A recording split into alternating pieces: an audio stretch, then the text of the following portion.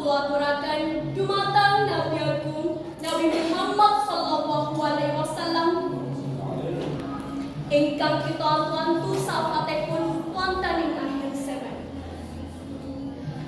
Bapak-bapak Dewan Juri dalah pun lenggah ingkang kinurmatan, kaperangaken nami kula Citra Aulia Syahrani sesuli saking SMP Negeri Setunggal Jati Barang. Saperlu badhe ngaturaken sesorah ingkang ira-irahipun piwulang pitutur luhur sajroning serat wulang reh. Bapak-bapak Dewan Juri dalah pun lenggah ingkang kinurmatan, serat wulang reh menika anggitanipun Sri Susuhunan Pakubono sekawan ingkang awujud tembang Jawa kang cacahipun wonten 13 buku.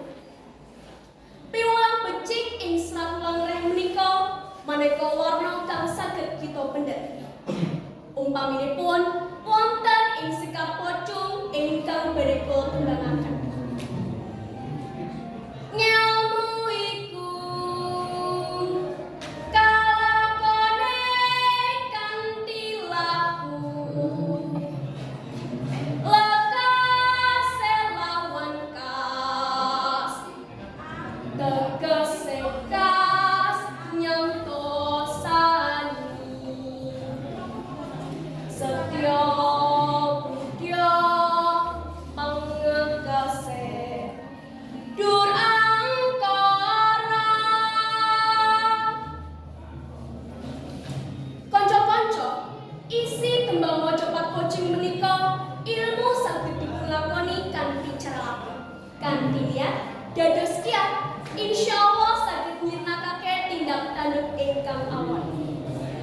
Piwulang becik sanesipun tuladhanipun wonten ing Sekar Gambuh.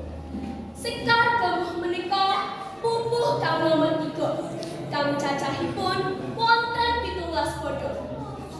Isinipun ngandharake bab larangan gadhahi watak adigang, adiku, adiguna. Inggih menika kita dados manungsa boten angsal ngandharake kekuatan, panguwasa lan kepinteran. Kanca-kanca, kados mekaten piwulang becik ing serat wulang reh ingkang saged kula andharaken.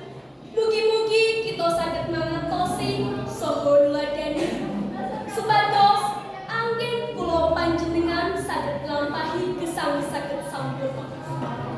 Kelapa panutan digawe santen sedaya kaluputan nyuwun ing ngapunten. Mendung peteng kula Bedura cekap semanten atur kawula.